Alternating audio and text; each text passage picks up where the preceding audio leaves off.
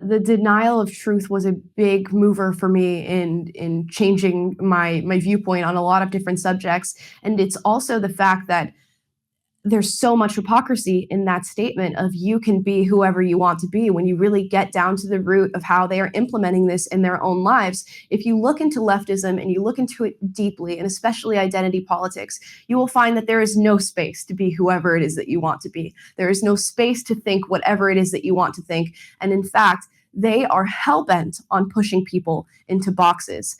I felt no greater racism than going on the internet and saying, I am a conservative. It was unbelievable how quickly people jumped to me and said, well, you're a female, you couldn't possibly be conservative. You're half black, you couldn't possibly be conservative. This is the box that is created for those identity markers, and we must jam you into that box. And if you do not fit, you are alienated, you are no longer a part of the club. So as much as they say everybody's special and unique and they can be whoever they want to be, they don't think that at all.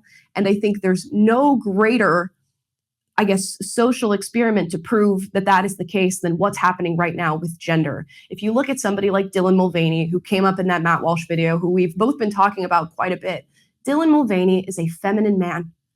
It's as simple and plain as that. But because he's expressed himself femininely, they say, well, you must now shove yourself into the box that is womanhood, and we must now claim you as a woman. We must call you she and her, and this is the box that you now fit in. I'm pretty sure Dylan is quite happy to be shoved in that box. I think Dylan is desperate to get in that box. He really is. I think he's proven that time and time again. But the issue still stands. There's no way I get who you are. Completely. Of course. No, I get your point completely. And it's the denial. The whole. I mean, if you're a fan of Thomas Sowell, the whole idea of nature, he's written extensively about how the left and the right see that very differently. And I'm curious, with you living in LA, do you have any friends? I do. I have managed to find friends. I've got some brilliant friends, some of whom I've met through PragerU, others who I've met just through moving to the city, met my boyfriend here in LA somehow. I just think I've been very lucky. No, it's funny. The reason I ask is a very good friend of ours called Bridget Fettersy, who you probably have heard of. Yeah. When we traveled around America last year, we did a whole trip, and we went to Virginia and Washington and New York and a bunch of places. And everywhere we went, there's gigantic American flags all over the place. Loads of houses have them outside. And then we got to Bridget's house, and she had this like tiny little American flag in the corner of a little bit of her door. And I went, that's California patriotism. You have a flag, but it is about this big in the corner, because you can't have the big one. No, yeah, you're 100% right. Most of the people who I meet who watch my content here in LA, I can see them because they kind of walk up to me and they whisper that they like what I have to say, or that they follow me on Instagram. You can't say anything too loud. You have a lot of quiet friends here in Los Angeles. But surely, Amala, it's going to come to a point with LA, we're in San Francisco, where you look around and you go, this can't carry on. This is insanity. I like to think that's going to happen. I don't know.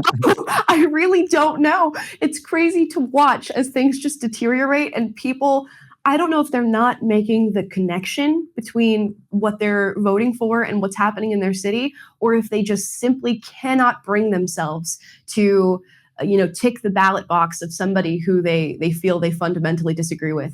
I don't know that it's going to change. And all the conversations that I have with people who are supporting the stuff that's happening in LA, it's kind of like they just turn a blind eye to the destruction. And you would think, like Yuri Bezmenov says, you don't really recognize it until the military boot kicks you in the ass. The military boot is kicking them in the ass here, and they're not making the connection. I don't know. I don't know how long this lasts for. You should be the person who has the answer to this, because I guess the question would be 4 years ago, if someone had said to you, look around, there's drug addicts who are not getting the help they need, sleeping on the streets, being sexually assaulted, spreading disease to each other and the rest of the population, like all of that. Yeah. Surely, Amala, you're against that as a woke activist. Surely you want those people to be better, right? So what would your answer have been? I think I would have found a way to blame it on the people who I disagree with. I really think I would have managed.